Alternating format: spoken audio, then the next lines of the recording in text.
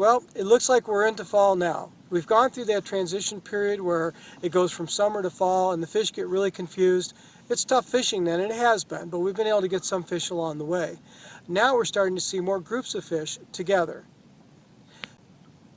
Most of our reports have been coming from up in the north part of the lake, but thanks to a friend, Dave, and his friends from Illinois, they've actually been able to show us some fish in the southern part of the lake too. So don't forget to check those spots in the southern part of the lake as well if you have time to get down there. You'll find some clearer water on the U.S. side. The Canadian side's still dirty, kind of like it has been all season, but the U.S. side is getting crystal clear. Interestingly enough, Dave and his friends were catching a lot of their fish in the dirty water. So this time of year, dirty water isn't necessarily a bad thing, especially if you're in some of those shallow patterns, especially if you're fishing for largemouth. You get on some of that dirty water, it warms up quicker in the earlier part of the day, and actually you get a stronger bite in some of the dirty water. So we've been trying to find clear water all summer long, but the fall changeover might bring on a changeover in strategy as well. Some of that dirty water will actually fish stronger. Going forward, there are going to be some shallow fish out there, but some of the best schools will be in deeper water, both U.S. and Canada. That's what you're looking for. You're going to have to cover a lot of water to find them, but once you find them, you should be on a large group. Well, we're out here in 15 feet of water. We got a nice group of fish going. Surprisingly enough, we're seeing a lot of surface activity too, so keep your eyes out for that. This one goes a good healthy 3 pounds or better.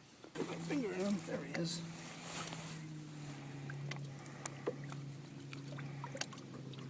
It's not a real heavy fish, but it's a long fish.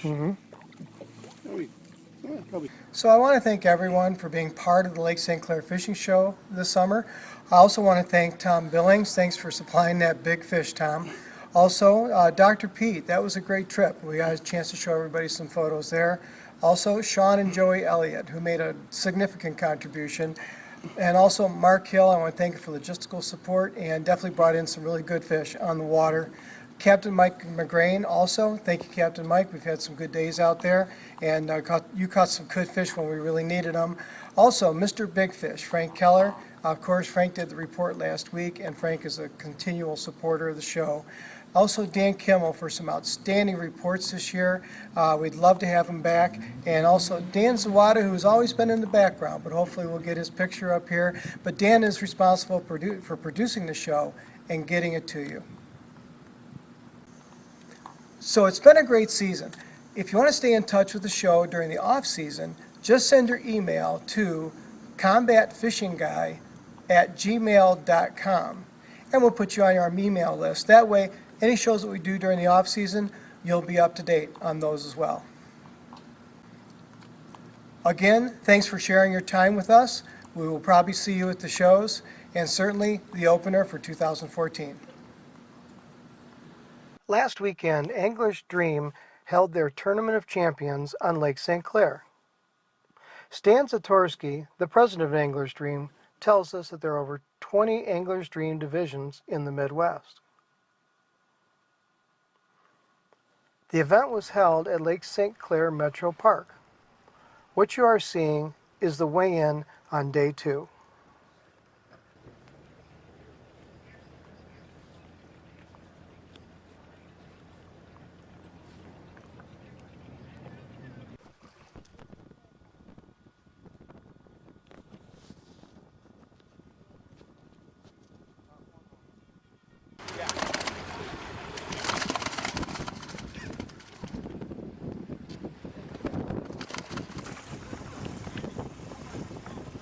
Here we have Brian O'Reilly and Robert Wines transferring their bass at the seawall.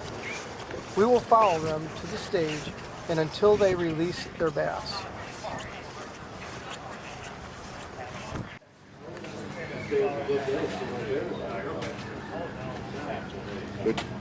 Brian and Robert, boat number 16, dumping them in 5 fish? 5 alive? 13, what? 1363, 1363, good job guys.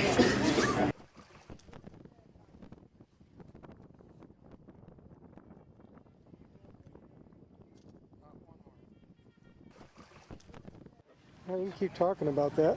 Oh yeah, no, I just the smallmouth by us, they're fat, but they're Smaller. Yeah, they're not as big as the ones here, and when you get into one of them here, the small one feels like a big one. Yeah. Yeah. Oh yeah. We're not used to the big fish up here, but we like it. We enjoyed it, and love to do it again.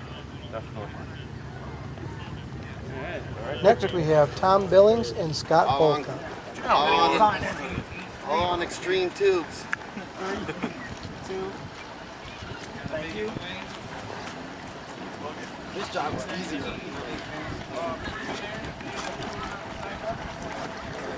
This will be the big bass of the cow. tournament, caught by Come Jim up here, O'Donnell and William Boyle. That's a big one. Come on up. Come on up. That big fish broke the scale last time. That is a choo-choo, dude. That's a train. That's the whole caboose right there.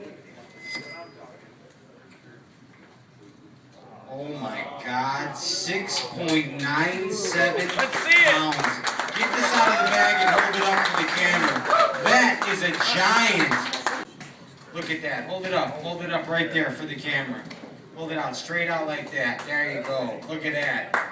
That is a smallmouth bass, folks. 6.97 pounds.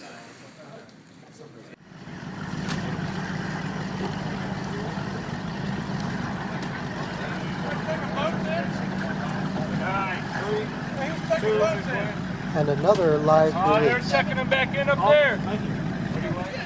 We went up to Huron, Lake Huron, and ended up with 20 pounds. And we knew that was good, but it wasn't probably enough, so we had 3 spots that we were saving on St. Clair.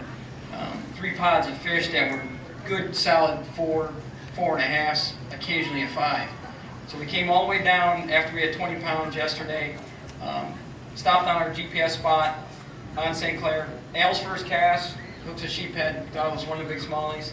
His next cast ended up being a 5.5. That's how we went big bass. It was yesterday. Packed it up, came in, saving those fish for today. Today we went up north again. A lot of boats, just too many bass boats. Pressure was on up there. We ended up with 1 fish about a little over 4 and 2 little tiny 2-pounders. We left there at 10:30, came all the way back to St. Clair and stopped on our pods of fish, and they were just there. And it was all 4-pounders. What were they on? I was getting them on a drop shot. Drop shot to 2. Congratulations, guys. Great job. Great job.